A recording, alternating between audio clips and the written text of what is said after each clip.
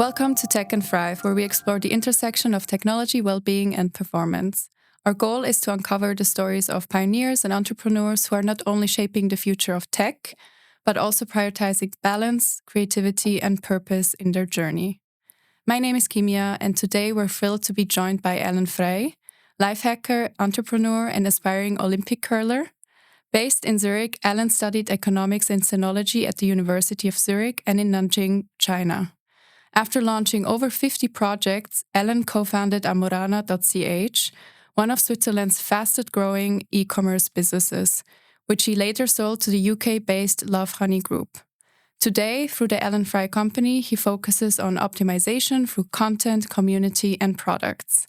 Alan is also vice president of the Curling Winter Sports Association of the Philippines, training for the 2026 Olympics, and yes, he still finds time to drive Uber Eats for fun. Alan's journey blends entrepreneurship, personal growth, and performance hacks, all with his signature authenticity and humor.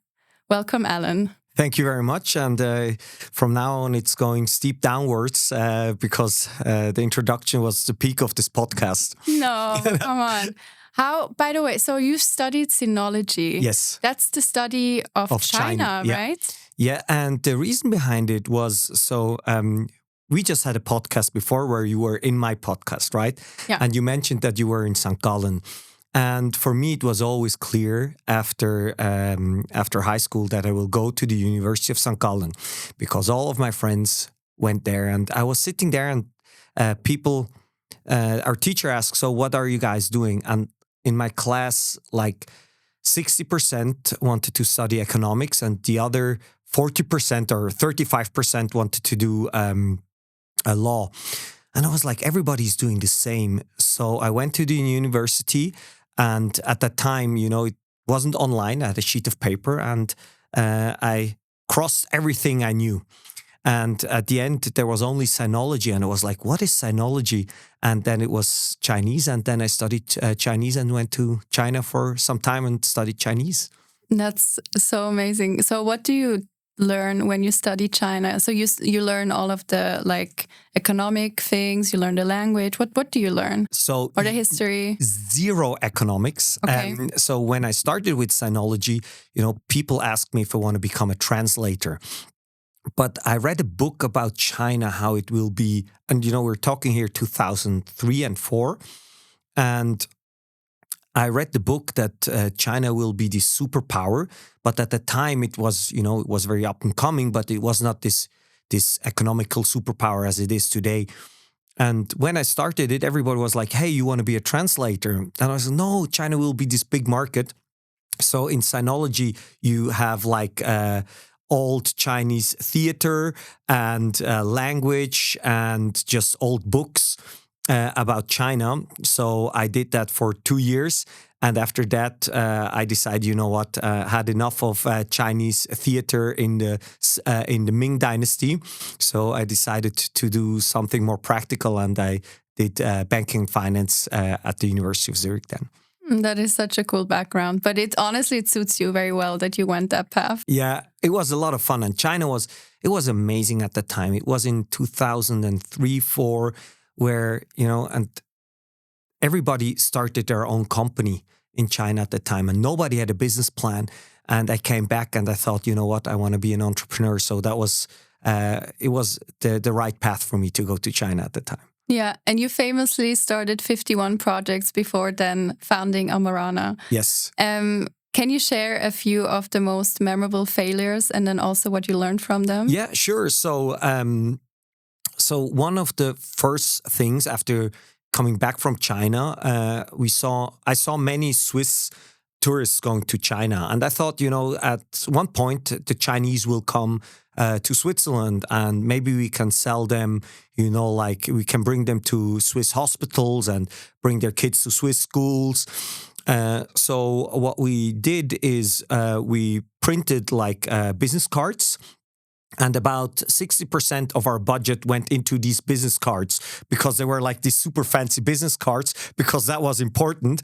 And I Make had a good impression, right? exactly. I believe it's important in China, no? It was super important in China. I'm not sure about today anymore, but then it was super important. And we had too big. Our suits were way too big, and we went with these business cards to the private universities here in Switzerland or private schools, and we told them we will bring you Chinese customers, and we never did. So that was a big failure. That was one. And then I started a tutoring platform here in Switzerland because I was a tutor at university. Then I thought, hey, how can I make more money? So I hired other students to become tutors. So I had this tutoring agency.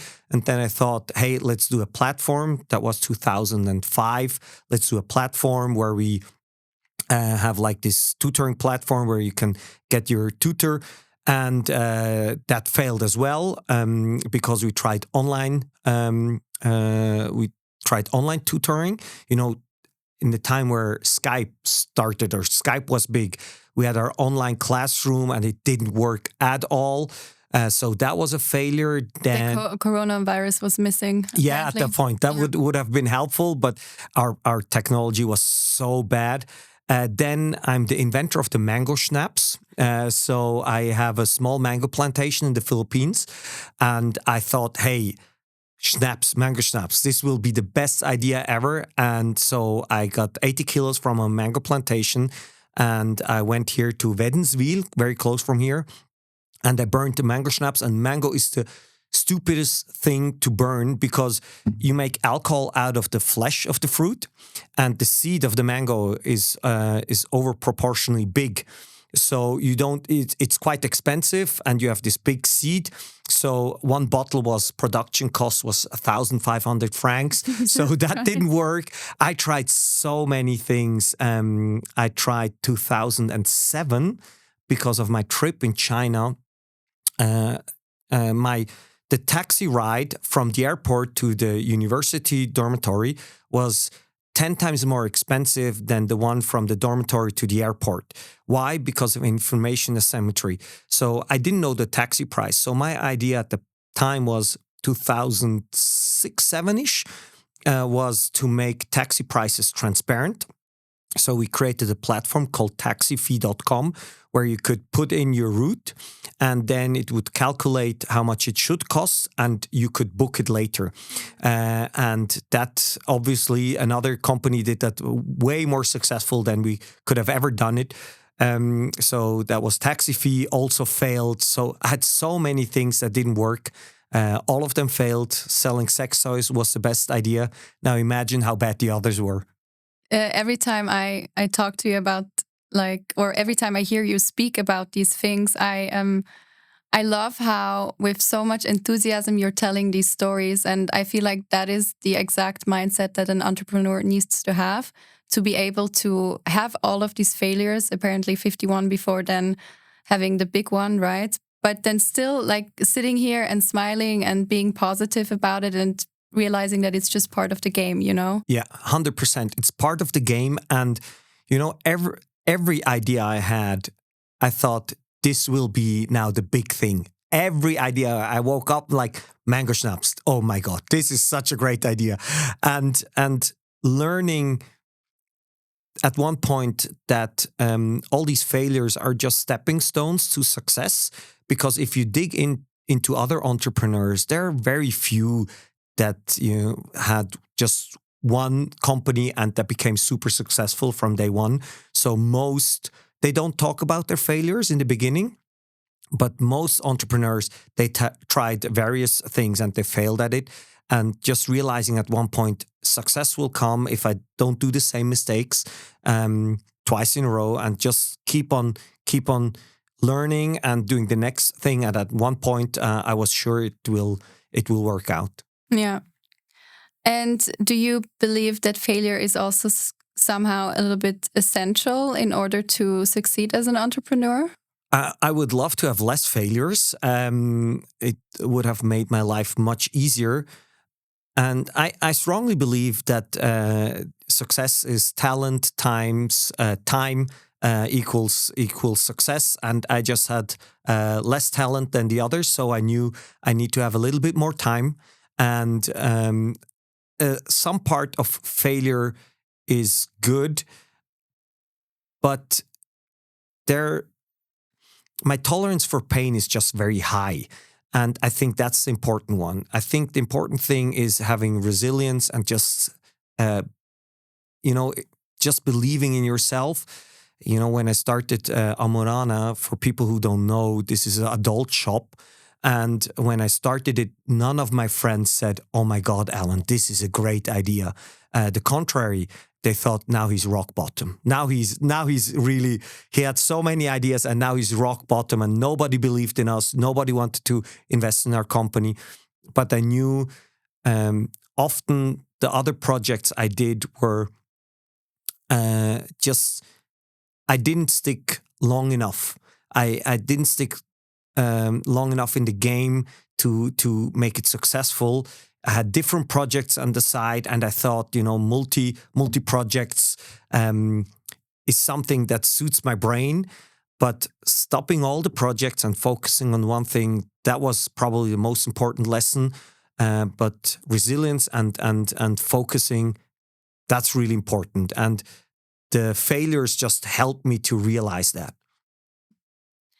So building Amorana, can you tell us about the origin story? How did you, after 51 previous projects, then come up with this idea that your friends all thought you were crazy? Yeah. So as you mentioned, nobody thought that's a good idea. So I tried 51 projects before, and in end of 2012.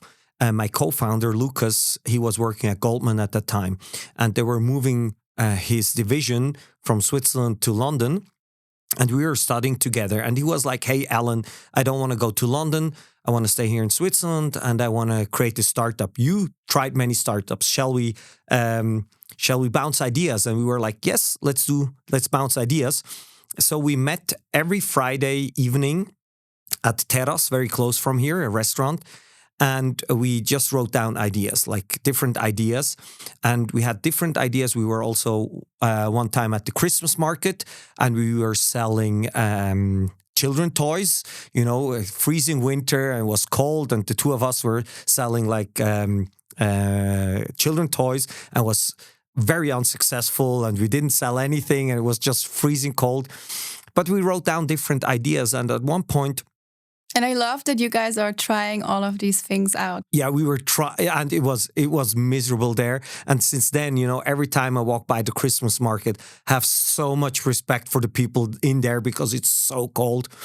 And we just tried different things. And at one point, we read a study that 90% of people are afraid to ask their partner to try more in bed. Most people are afraid to ask the partner, but they would love to try something different.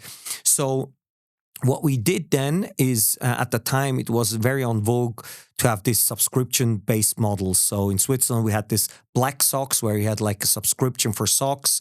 And I gifted that to my dad. Yeah. And then I tried to cancel it so many times, and it never stopped. Yeah, you can't. That's probably their business model. I think so. Yeah. Or you had like this beauty products on a monthly basis. And we were like, hey, you know what?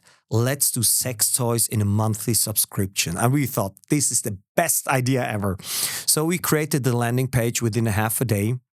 We took all our private email addresses and we sent out to all our friends anonymously an email. And they didn't know it's from us. And we sent Which I think that is really good, right? Yes, because we didn't want people to buy it because of it's our product. We wanted to test, is somebody willing to pay something for a product? And so out of the 4,000 people, 3 bought a product. And one is also somebody you knew, and you just mentioned before, I'm not mentioning his name. And they bought the product, but we didn't have anything. So we had to run to a sex toy shop, and everything that was 50%, we took off the sticker, put it into boxes and sent it out. And then we got really angry emails, because it was 50% because the massage oil was overdue. So they were like, hey, this is crap what you're sending us. And we told the guys, hey, it's us. We're trying this new product. We're trying this new service. So you only sent it to people you actually knew. You didn't like download the list off the internet? No, it was just, it was 2012. We just took our private email address. There were also professors from university on it. So we just sent it out to everyone. And then these 3 people bought something. We bought everything 50% off, put it into that boxes. And then the feedback was really bad. And then they said, hey, you know what? The idea is good, but execution is really bad. And we started then putting like single products on it. And then 50 Shades of Grey came along. And timing is everything, yeah. And the thing exploded. It just exploded. And we were sold out of handcuffs for 3 months and whips and everything. And then we saw, okay, this is a business. And then we went all in. And from then on, it was just a crazy rocket ship that grew very quickly. And then we could sell it in end of 2020, had an earnout, and I was gone by 2022. And you mentioned, so it hit hard and it went up like a rocket ship. So during scaling, what were some of the hardest decisions that you had to make? So it was so hard. It was so painful because we had to ship physical products. And, one example was, so in the beginning, we did everything ourselves. So the customer service, we were there talking to people, and then the website, everything. And 5 o'clock in the evening, we had to run to the post office and bring the boxes. And in the beginning, we had like 5 boxes or 10 boxes, and it grew and grew and grew. And at one point, we were like, hey, we need to have our first employee helping us with the warehouse. And so we hired the first person, and we did a big mistake by not getting any references or reference calls, and we just got his CV, and we saw he was working at a competitor of ours, and we thought, oh, this guy, he knows, he knows these things, and then he was in logistics, and 2 years he was abroad, and so we hired him. And we were doing the packages with him, and in first week on Wednesday morning, he was like, hey guys, this afternoon I need to have time off. And we're like, yeah, sure, no problem. We're doing small talk and doing the packages. So what do you do this afternoon? And then he was like, yeah, I should have told you guys. So the 2-year gap where I was abroad, but I was in prison abroad, and I need to go to the police every Wednesday afternoon to check in that I'm still here in Switzerland. So, these were like really, really bad hires. Where did you find this guy? He just applied, and we didn't do our background checks. And so we had and that was probably the most painful thing, probably what we did wrong. We scaled not through technology. We scaled with people. That was at the time in 2013, 14, where you had like these large e-commerce companies here in Europe, like Zalando. And it was all about scaling with people.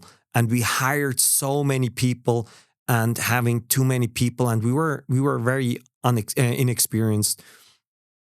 And it was really hard managing these people. And we did a really bad job in the beginning. And that was the most painful thing, like hiring people and then because of our mistakes, letting them go.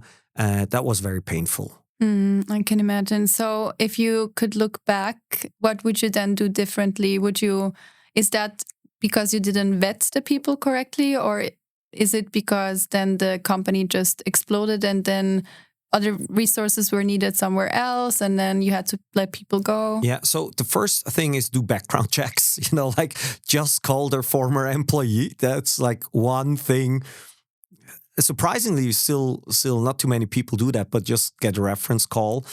This is one thing. And the other thing, what we really did badly in the beginning was we had some top people, but because of a couple of $100, we decided not to take them and went for the second best option. And in a startup, it's so important that you get really the best people, because if you're scaling with people that need a lot of attention and are not like self-learners, it's very hard to scale. So having like top people, you can read that everywhere now, and now it makes a lot of sense. But in the beginning, we didn't do that. And then correctly incentivize the people, exactly. right? I mean, there's so many options that you can then pay someone out. You can give them a part of the company, so they're actually in the same boat as you. Yeah, 100%. And just keeping the best people. And that's something I read once of Steve Wynn, the founder of Wynn Hotels in Las Vegas. And he was like, it doesn't matter in which industry you are. Every industry that has the least turnover of people, that company will win. So I'm a strong believer of keeping people for a long time. And if they're top people, you need to incentivize them correctly. You need to pay them properly. In the beginning, we just had interns, and that was so painful. Just hiring the best people, incentivizing them correctly, giving them parts of the company, and then scale up is a big learning. We had to learn in a very hard way. Mm-hmm. Yeah, it's funny because that's something that I've kept on hearing. And I was telling you on the other podcast, right, that we were growing our team. And then, for instance, the technology consultant that we have now, she's amazing. She has a very similar background to me. And then I told someone how much I'm paying her. Yeah. And they were like, are you crazy? Yeah. Did you pay her so much? I was like, no, but I feel like she's worth it. And honestly, I want her to be happy, and I don't want her to want a raise in like 1 year. And then if I don't give it to her, then she's not going to be happy. And I think she also realizes that we appreciate her because we pay her enough. And then obviously she knows kind of our numbers. So it would be rude if I was paying her way less than I'm paying, for instance, myself, I think. Yeah, I think that's very important. And this is also learning, when we scaled up, we had always had the discussion who's getting how much. And today I'm in my new company, I'm radical transparent. Everybody knows how much everybody earns. Because as a startup, you don't want to waste your time by having many discussions. And as an entrepreneur, I need to defend why I'm paying somebody this amount and somebody less or more. And I just love full transparency and make it very clear and not having these discussions and paying people what they're worth and also giving them part of the company. If you have really good people, and just keep the good people. It's so important. Mm-hmm. So Amorana was obviously in the e-commerce business. If you were to start another e-commerce business today, what would you do differently? Like, let's say someone is out there and they want to start a business in the e-commerce space. What would you recommend? So what I truly believe is that, when we started, to give some background, our main marketing channels were email marketing. We had Google Ads. That was like our main marketing. And then we started branding. And looking back, how would I scale up an e-commerce company today? I would scale it up through brand performance. So it's a combination of brand and performance. And back in the days, you couldn't do that with Google Ads. So Google Ads is very hard to build a brand because people are just looking for the cheapest price. But today with TikTok and Instagram, you can do video ads. You upload them, you see what works organically, and then you just double down on ads. And so either they see your video, which is a brand, which pays into your brand, or they will buy something. So, and these tools, I think like TikTok ads is massively undervalued. You can build a company solely on TikTok ads today. And this is one side. So, like really pushing this brand performance part.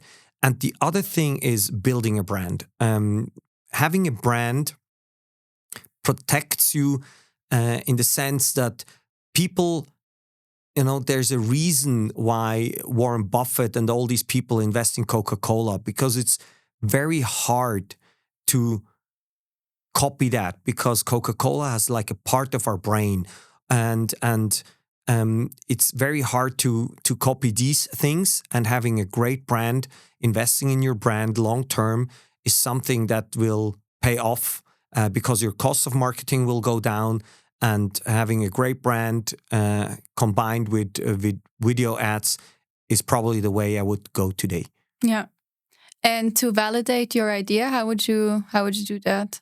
So the same way? Would you just push some ads and see if anyone goes on your website? Do you even have a website at that point? Yeah.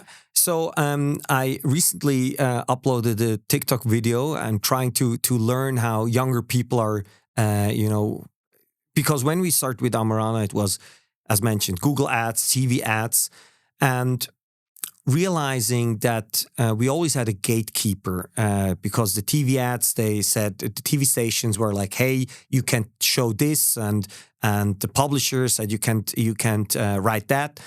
And having social media, you have this freedom to put out there whatever you want. And so I would today. And I uploaded a video recently where I said, how would I start the company? It's like starting a website. And then young people were like, what? You have a website? This is an old guy.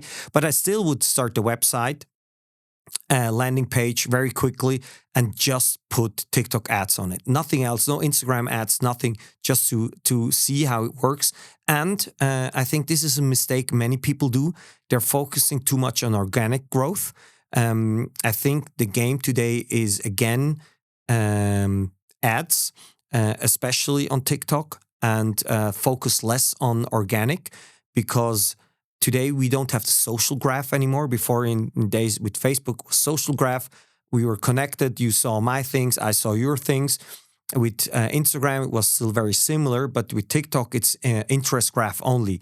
So why? Because people realize seeing baby photo 120 of my friend is getting boring, and seeing my friend going to Ibiza for the 15th time is boring.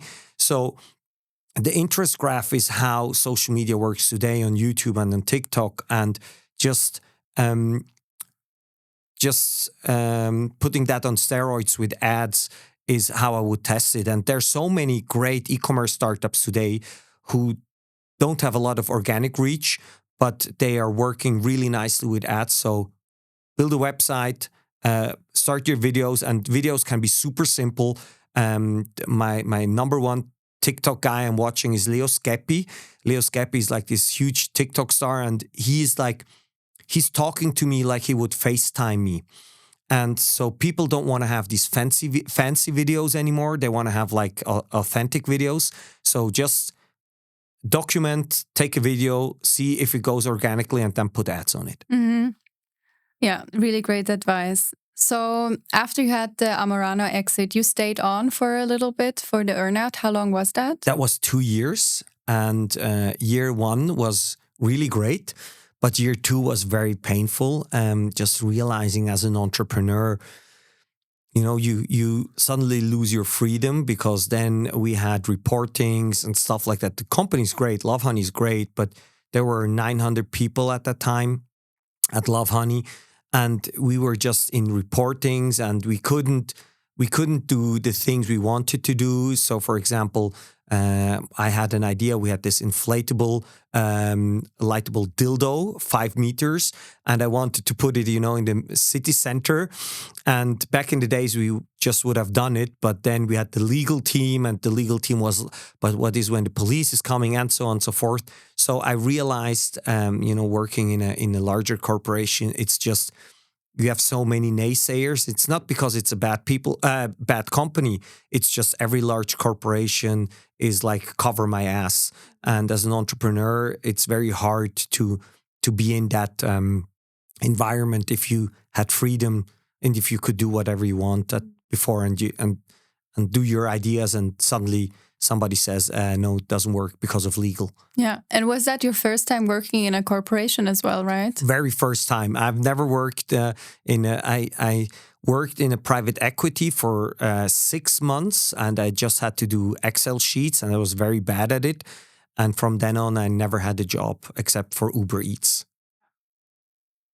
I love that you're doing Uber Eats, but I think I'm a little bit out of your reach, sadly. Or where is your, when can we expect you to show up if we order on Uber? So the thing is, I'm only driving Uber Eats on Thursday mornings, with nice weather. So, it's not something I do like every day. So it must be at least 20 degrees, nice weather on Thursday mornings. So Uber Eats season has officially ended. Uber Eats season is done. It will start again in March. And it's so interesting to see because I'm doing my deliveries in the morning. And this is really dumb because in the morning, people order shakes. And if you put a shake into your Uber Eats backpack, it's really kind of tricky, that you don't spill it. It's easier to deliver a burger. But like all these fancy agencies order their juices and their Starbucks, and they deliver that in the morning on Thursdays. But I think where you live is a bit far away, so I'm more in the Seefeld region and city center. Okay, nice. So guys, go and order something in March. In March, 21 degrees, no rain, Thursday morning. Check your weather app and then order. And then order. After Amorana, you founded the Alan Frei Company. What inspired this new phase? So the thing is, I sold the company. And then, like every entrepreneur, I thought I will become an investor.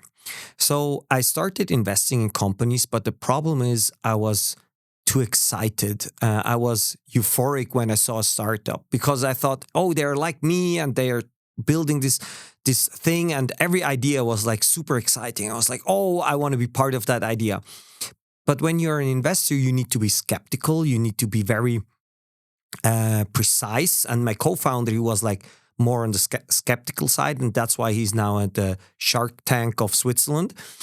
And as an entrepreneur, you need to you can't be too euphoric about ideas. And me being an entrepreneur, I just loved all the ideas. And a great investor invests maybe 2 out of 1,000 pitches or pitch decks, 2 or 3.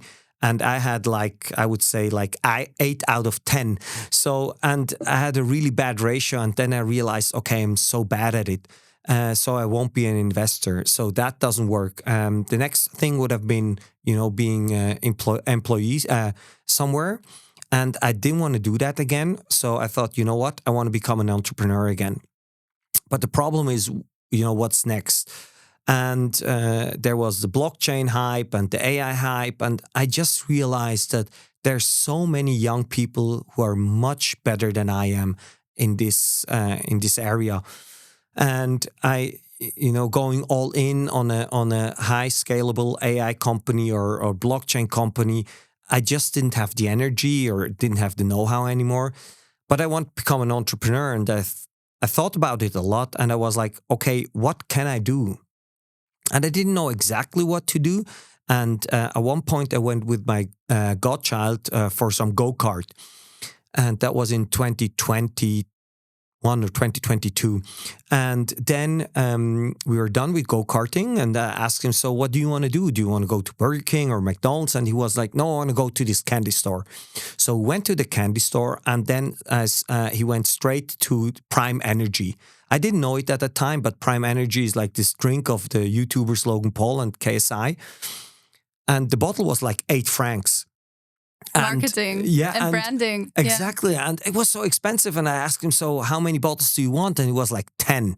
I'm like, okay, what are you going to do with these 10 bottles? And he was like, I'm going to sell them for 12 francs tomorrow in school. And I thought, okay, this is very entrepreneurial. I told him I will buy them, but 50% of the profit will go into my pocket. Obviously, I never seen any money. You're very great at investing. Yeah, exactly. Really bad at it. But I went home and I realized, oh my God, this influencer industry changed dramatically. Like back in the days, you had like the influencers just holding in some products. And now these YouTubers and content creators are building these media empires, and they create their own products and they sell it to their own to their audience. And for me, it was like, this is crazy, because at Amorana, we had something like 20-25% marketing spend. And suddenly you have like this opportunity to sell products with a YouTube video where you don't need to spend any money on marketing, and you will earn money with the video on YouTube, and you will sell products. And I was like, oh my God, this business model is great.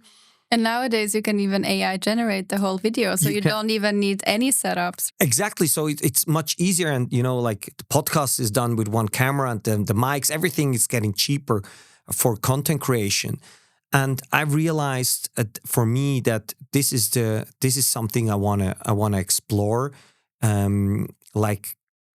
because in my opinion there are like two paths going down the technology road. There's like the AI first, like these techies who are really into AI and I love AI as a consumer, but I don't have the capabilities to do that and produce something.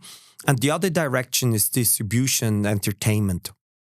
And I knew, okay, I can't compete with these young guys in tech, but I can compete with them with stories and entertainment. So my vision is like, creating something like Walt Disney 2.0, like going down the distribution and entertainment route. And that's why it was very important for me to understand how young people interact.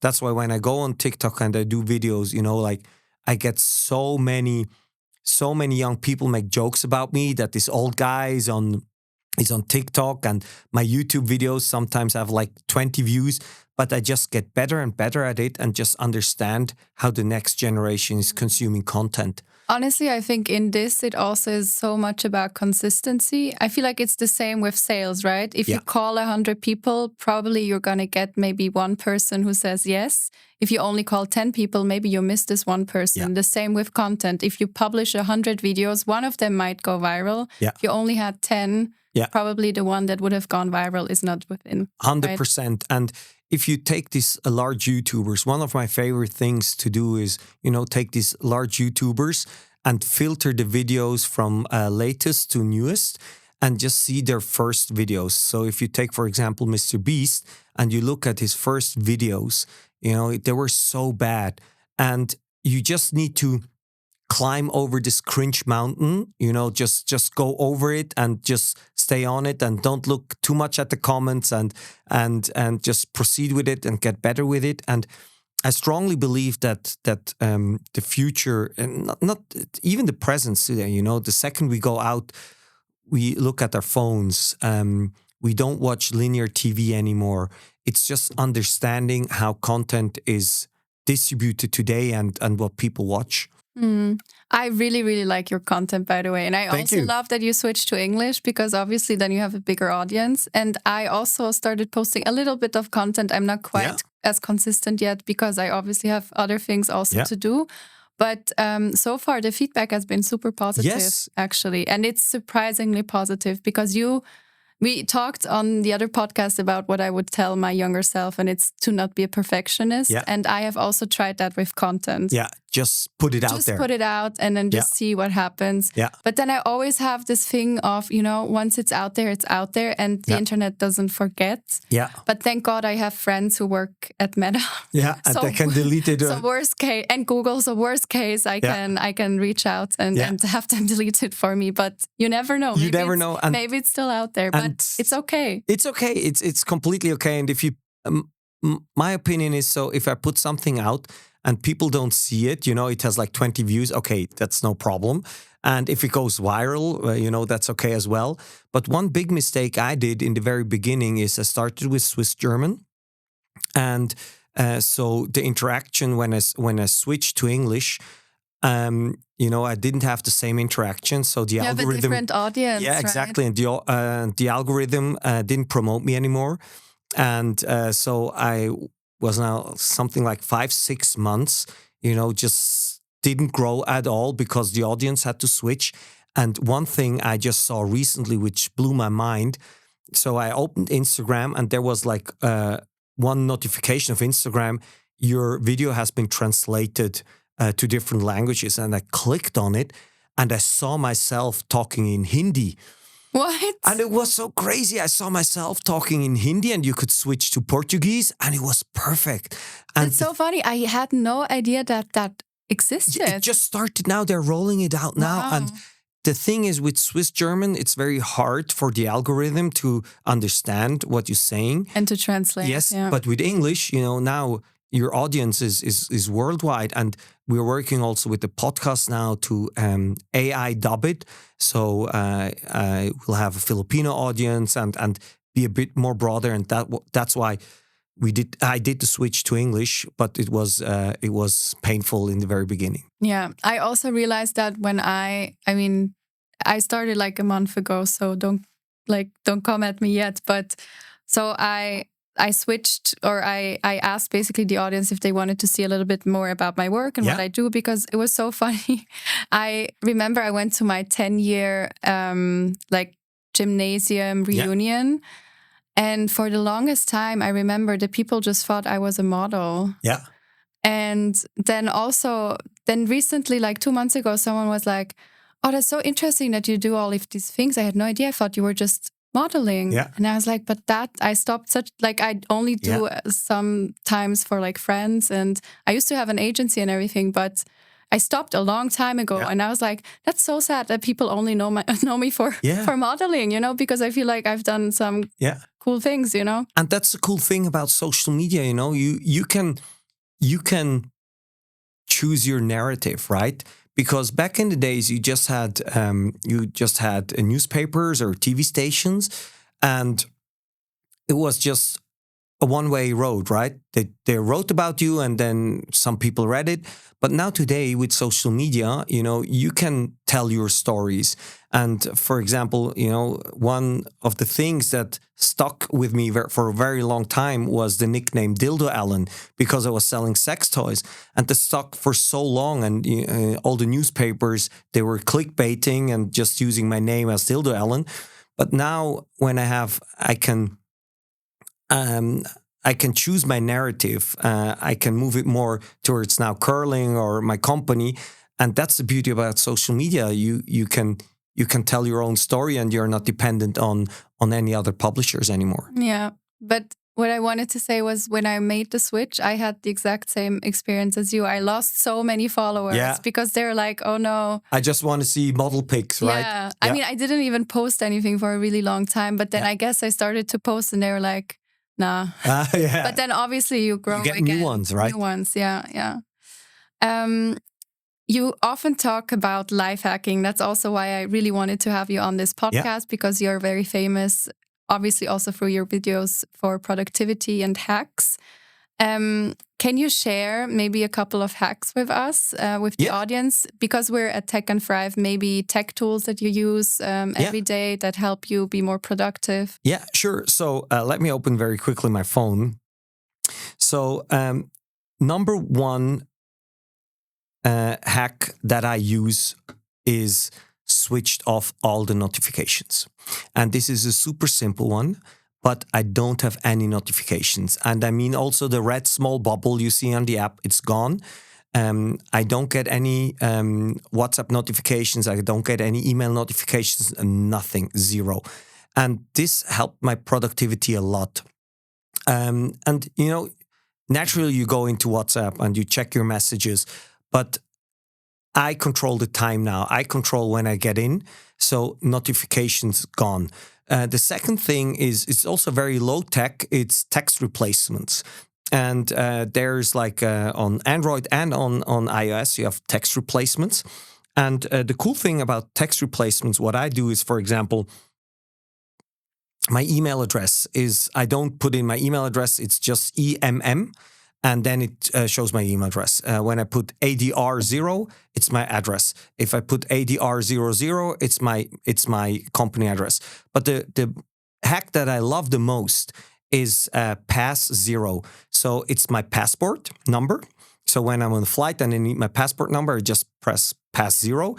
And I also add the expiration date of the passport. So I also have that. And this is one of my favorite hacks. I just write so many messages just with text replacements. Just two things and put it in there, and everything I write is almost today it's text replacement when it's like transactional emails.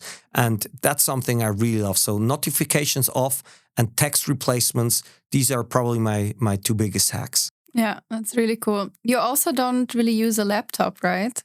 No, I don't have a laptop anymore. I run my whole company just on my mobile phone. I have an iPad for consumption. So when I'm traveling, I watch movies on it. But I run my whole phone on mobile only. The reason behind it is I want to force myself in the mind of the consumer. Because as mentioned before, the second we are going out of the studio, we will look at our phones. And so many companies and founders, they look at their product on their desktop or on their laptop, but they forget how it looks on mobile. And I learned that with Amorana. In the beginning, we had like 14% of our traffic was on mobile phone in the very beginning. And in the end, it was like 90%. So I try to force myself to do everything on my phone, which is sometimes very impractical and doesn't work at all. But I try to force to run my whole company on my mobile phone only. And it's getting better and better, and the tools are getting better. So no laptop, just on my phone. And I also we talked about it before. I only have one day where I have calls. So I don't have any calls on Monday, Wednesday, Thursday, and Friday. So only Tuesday afternoon is calls. So I group all my calls. I try to have as much time as possible to think and not be occupied on my phone, just to think. But when I work mainly on my phone. Yeah. You mentioned that you like to have time to think. Do you have any like mindfulness practices that you then do? Yeah, I try different things like different apps, but the best thing that works for me is just to walk. I love walking. I walk everywhere. I don't have a car. I just take public transportation or I walk. And I just walk. This is something that's very helpful for me. And also meetings, most of the phone calls I just, excuse myself that the camera switched off because I'm getting my steps in. So I walk. Yeah, my sister and I actually also implemented that now for our check-ins, that we do walk-in check-ins in the morning. It's so much better. Yeah, because you should anyways get out there and get a little bit of sunlight and movement. So, and then also listening to your sister in the morning is also pretty cool. Yeah, that sounds very nice. Yeah, it's nice. Okay, one thing that we obviously have to bring up, because it's Tech and Thrive, is that most entrepreneurs don't just suddenly decide to go to the Olympics. What happened there? Yeah, so the story was, as I mentioned before, I sold my company and left the company in 2022. And I never had money. I was a person, when tax authorities... I called them up and I asked them if I could split my tax bill in 6 months, and they said, no, you can only do it in 3 months. Then I had a problem. So I never had a lot of money on the side. And when I sold the company, suddenly I had enough money to never work again. And I suddenly had a lot of time. So I went for traveling first and I got bored. But the problem was I was massively overweight. There was about 20 kilos, 25 kilos more than today. And my doctor told me that I'm on a really bad path. And my dad died with 59 and my grandfather died with 59. So I was like, this would be really stupid if I would die now having money and time. So I decided I want to change my life. I want to become healthy. And I thought about it and I was like, hey, who are like the fittest people in the world? And it's like people who go to the Olympics. So I decided, you know what? I'm going to the Olympics. I didn't know how, I didn't know when. I just told my girlfriend at the time, I'm going to the Olympics. So I called up my lawyer and I told him, hey, go through all the regulations and tell me what's the easiest way to go to the Olympics. And unfortunately, he didn't see breakdancing. Otherwise, I would have been a breakdancer right now, but he didn't see that. And after 2 months, he came back with a huge bill and told me, hey, Alan, you don't have any chance for Switzerland in the Olympics, neither in winter nor summer Olympics. But your mom is Filipina, so you have a small chance for the Philippines in cross-country skiing. So I went to the mountains. I went to Engadin. Got myself a cross-country coach. And I started cross-country skiing. I had zero talent for it. I was always falling down and I was in the snow. And the coach was already, oh, this will be very, very hard. But I just kept on going. And then a small miracle happened in March 2023. I got an email. And the guy wrote me in the email and he was like, I told everybody I'm going to the Olympics. And he wrote me, hey, Alan, I heard you want to go to the Olympics. That's why it's so important to talk about what you want to do. Exactly. So everyone knows. Exactly. Yeah. And spread your ideas. And also with a startup, spread your ideas. Don't be afraid. Don't keep them for yourself. Just go out there because people want to help. And so I told the story that I'm going to the Olympics.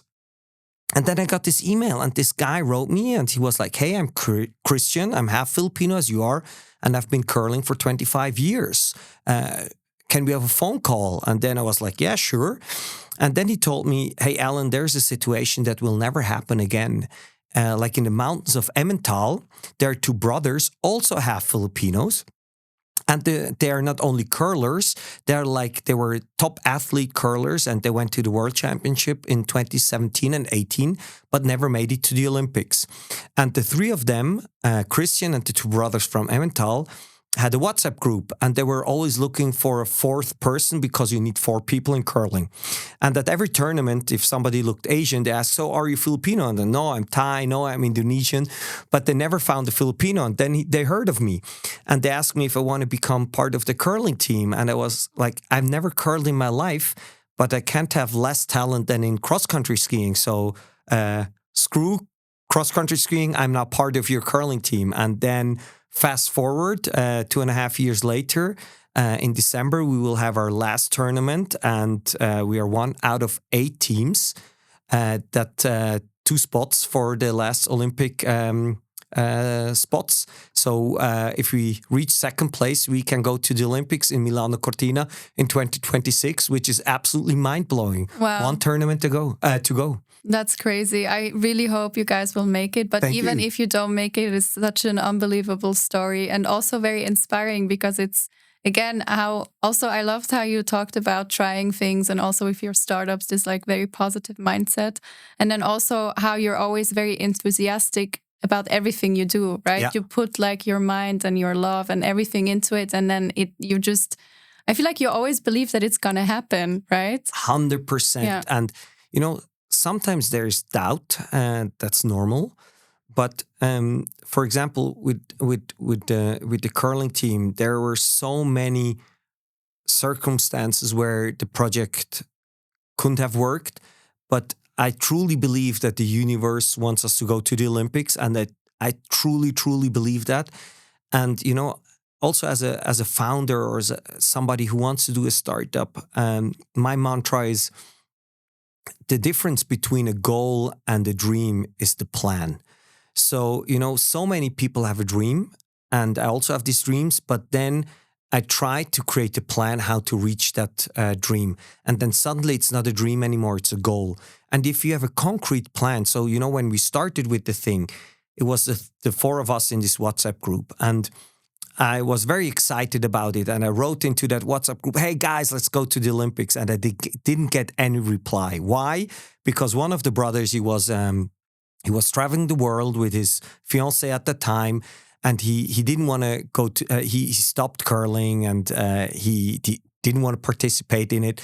And I realized I need to show them that I'm serious about it. So I created a plan. So first of all, I need to get them all a passport. Then I had to create the Filipino Curling Federation. Then I had to apply to That's how you became the president of Exactly. So because I co-created it, I became the vice president. Vice president, sorry. And then we had to apply for the Filipino Olympic Committee. And then we had to apply for the World Curling Federation. And we didn't play at the time yet. So that was only the admin stuff, right? So I just created this very precise plan. What are the steps? And then suddenly, it's like you just mentioned before, or in our podcast before, you climbed Kilimanjaro, right? And it's the highest mountain in Africa. But if you see it, you're like, oh my God, this is overwhelming. But if you just start with your first step, second step, third step, get to the first base camp, and then you're like, oh, I don't feel like it, but you have like this goal, like, okay, just the next. Yeah, exactly. Honestly, that is one of the biggest things that I took with me from that traveling was I never thought about the peak except for peak day. Yeah. But I was just in the moment. I was enjoying it. I knew for that day how long I had to walk. And I didn't even think about the next day per se. But I was just like, okay, I'm just going to do that. And then you're done. And then it gets shorter and shorter, and suddenly you're on the peak. Exactly. Yeah. And the same works with entrepreneurship as well. And, just having this break down the dream into a plan and just go like step by step. And that works. It works. Even if you have this ambitious goal, if you just break it down and just start with it and go the next step and go to the next camp. And if you're tired, just the next 100 meters and just keep going. And we had so many obstacles during that process, but just focusing on the next thing. And, right now we are just one tournament away and we are playing against these big teams, like Canada, US, and so on and so forth. And this is like, just to put it in comparison, this is like FC Seefeld here in Zurich would play against Real Madrid. So, these are professional curling teams. And 2.5 years ago, everybody laughed. They were like, this is impossible. And now we are just so close. And just having a plan is the most important thing. And just consistency and persistence. And this is something that's very helpful, having these small goals. Yeah. And I love that your team is also on board, apparently, right? Because they all have to be on board in order to make this work. And, in the beginning, they weren't, right? So, again, there, parallels to entrepreneurship. You need to be the biggest fan, right? I'm the biggest cheerleader of our team. And I in the beginning, nobody believed in the project. And I told them, hey, I will get sponsorship. I will organize the passports. I will organize everything. And just showing them that I was serious about it. And then suddenly, they started replying in the chat. In the beginning, they didn't. And then you saw the momentum shifted and I could excite them. And the same is happening when you're doing a company. Nobody believes in you in the beginning, but then suddenly more and more people join this movement. Mm. And how do you balance like building your own company and then also doing the curling and then obviously the content? And I mean, you have quite a busy life. Yes. And when I started my entrepreneurial journey, I did the mistake of doing too many things parallel. And I tried so many different things, and I didn't want to do the same mistake again. So I cheated myself in the sense of that I decided to do the Alan Frei Company. So everything I do is just part of this Alan Frei Company. And I mentioned before, I'm creating content, building a community, and then monetizing that community. And what I've realized is that, the life hacks, talking about entrepreneurship is great content, but going to the Olympics is fantastic content. Also a life hacker. How does a 40-plus-year-old overweight guy go to the Olympics? How can he hack himself to the Olympics? So I knew this is great content, and many people, when I talk about the Filipino curling team, they're all like Jamaican bobsleigh team, like Cool Runnings. And in the Philippines, they call it Curl Runnings, right? And so I knew this is great content. So what I did is I hired a videographer, and he joins every step of the journey. So my plan, and this is the entrepreneurial side in me, was like, you know what? With this great content, first, I can use it for my social media. But second, I believe that we can do a Netflix documentary or something out of it.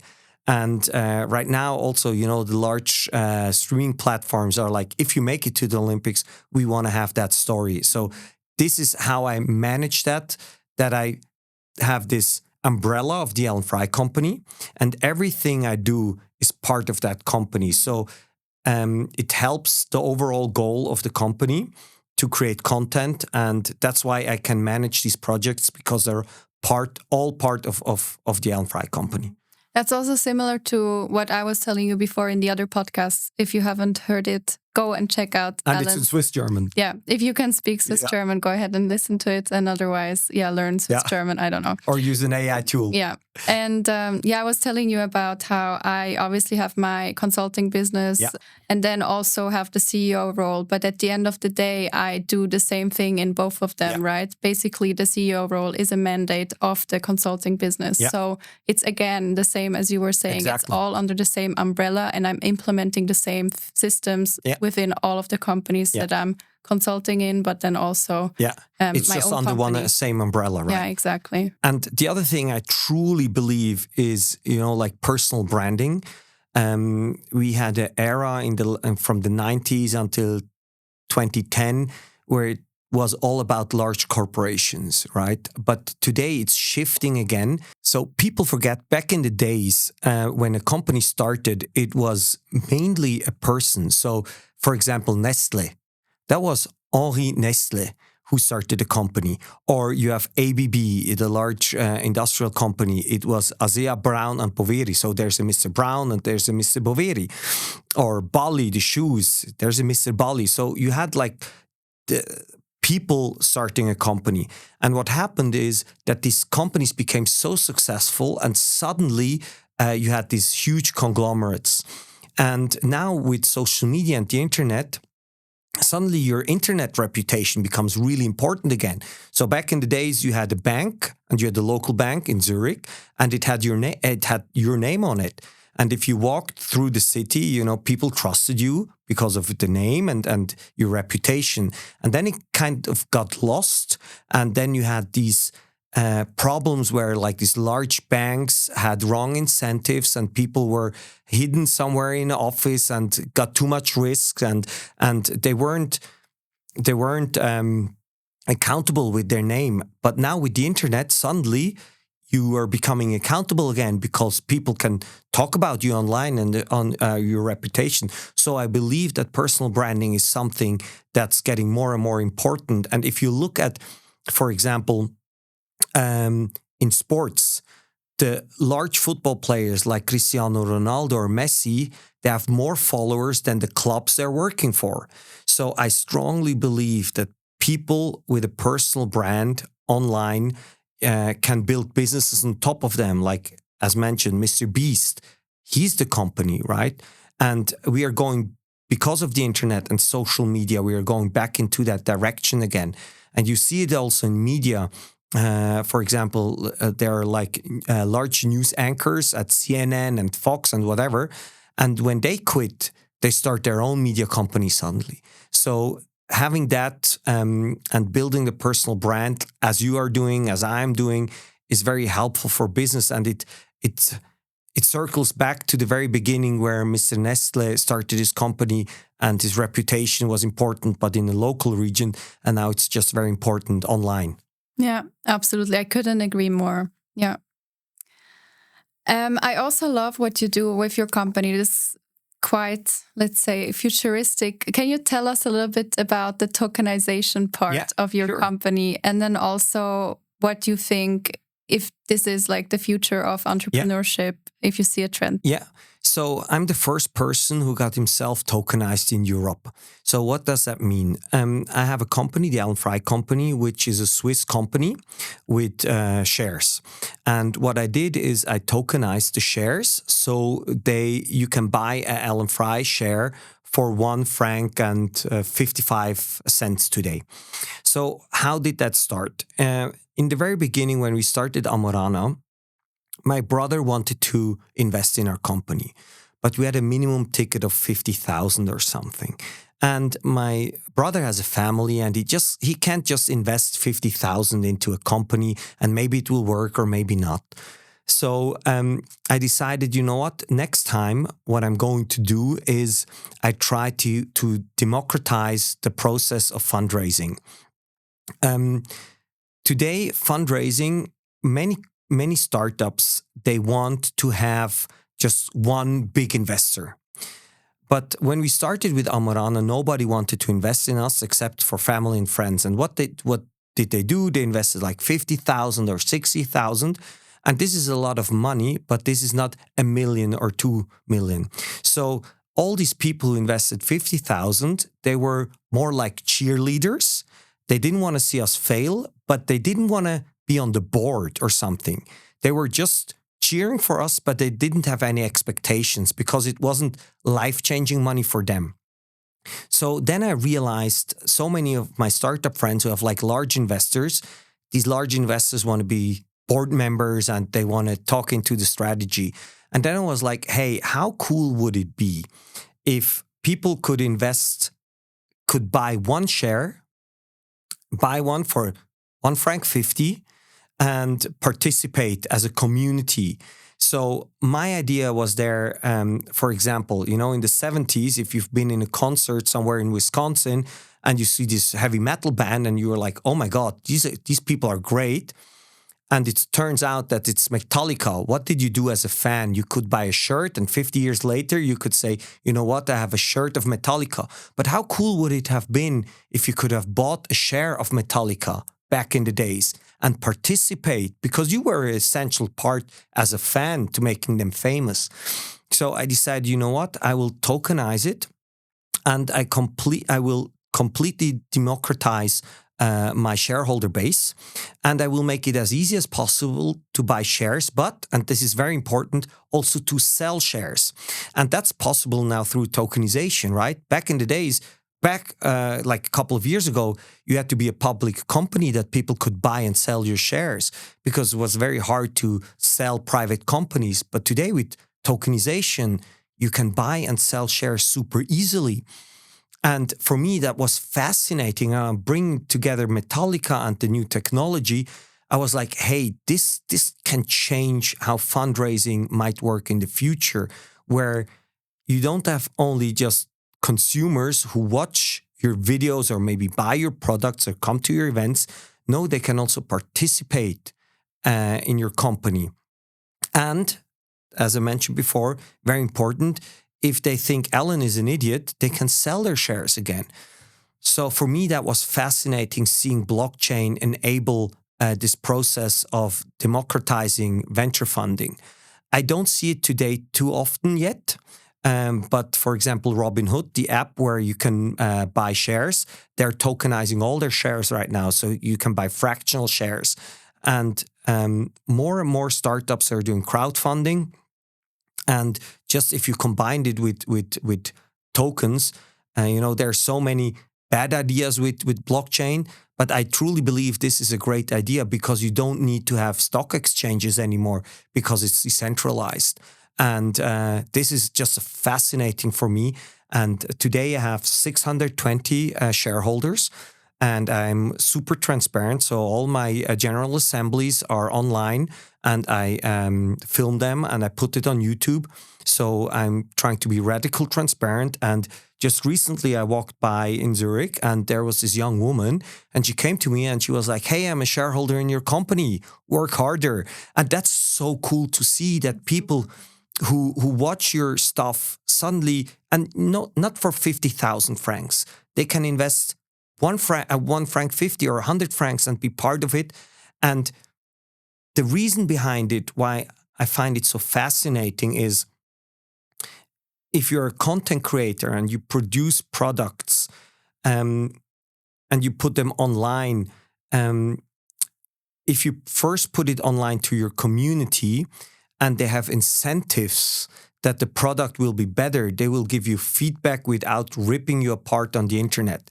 So if one of my products or events is not good, my shareholders will write me and they will give me feedback. So I'm closing the loop and incentivizing the viewers and consumers because they're shareholders. And one goal would be in the future that people who are attending my events will get shares, or that if you watch a video or if you watch like all the videos, you will get shares, and just incentivizing people to become part of this community and make it stronger. So that's where I'm thinking.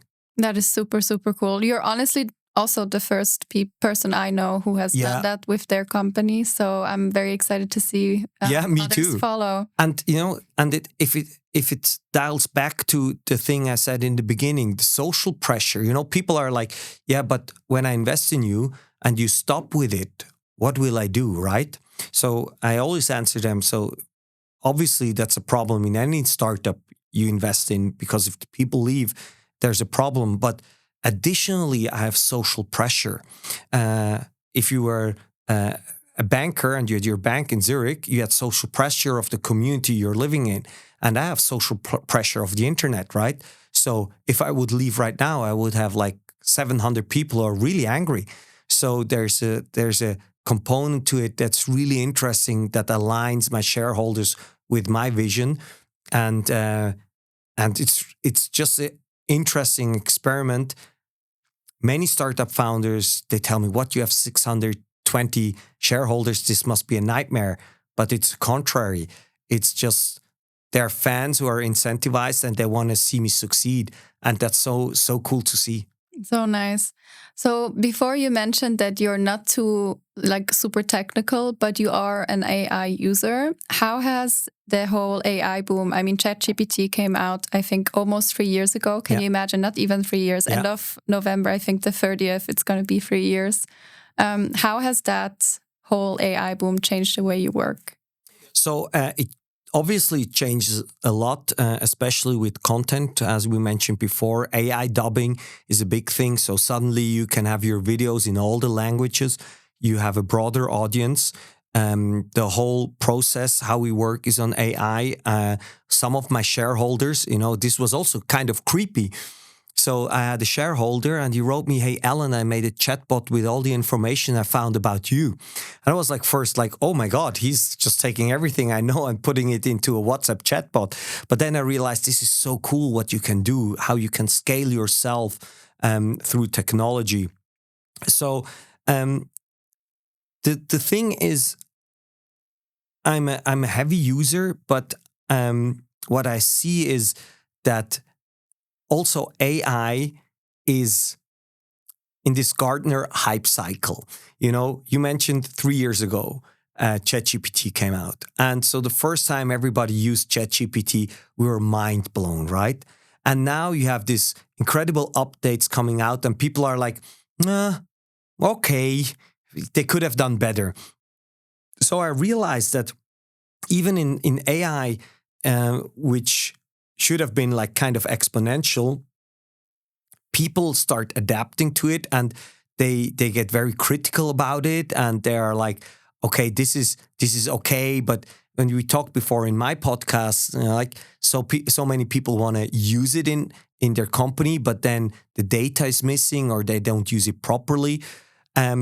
So I think there's a lot of hype around it, but same like blockchain, I love when the hype is gone and people are being skeptical about it and then work through it, as I did with blockchain, because nobody is talking about blockchain anymore. Everybody's talking about AI. I believe the same hype will happen with AI, and just stick to it and improve further my company and scale through technology. So what we do is all our AI dubbing is done through AI. I scale my books and everything through AI. The marketing is obviously done through AI, through the algorithms, where we optimize on these algorithms. That's how I use it today.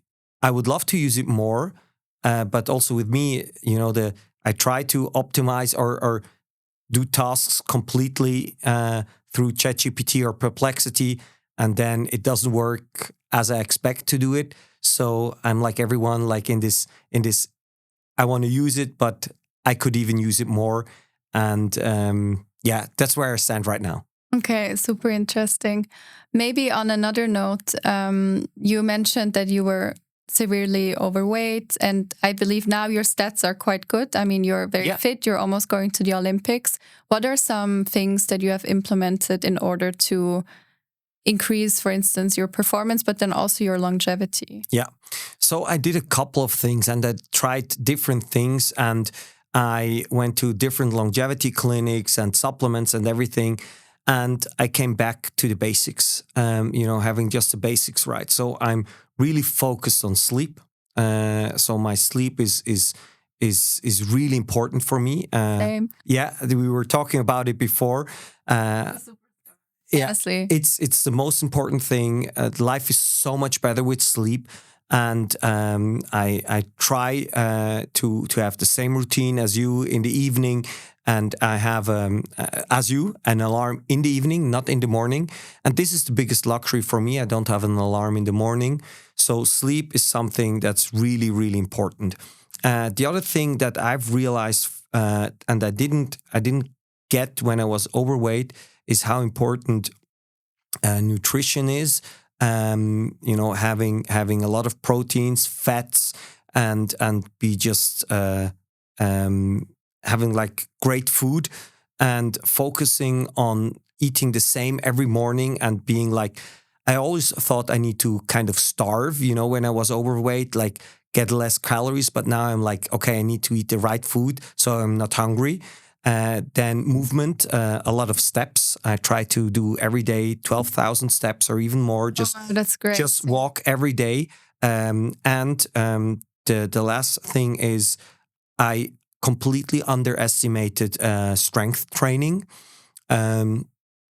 When I was overweight, I always thought I need to do a lot of cardio and burn, but it's strength training. So I do a lot of strength training now, way more.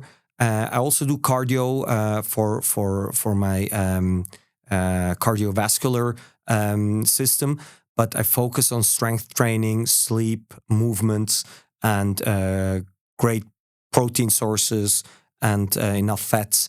That's about the system I'm having. Yeah.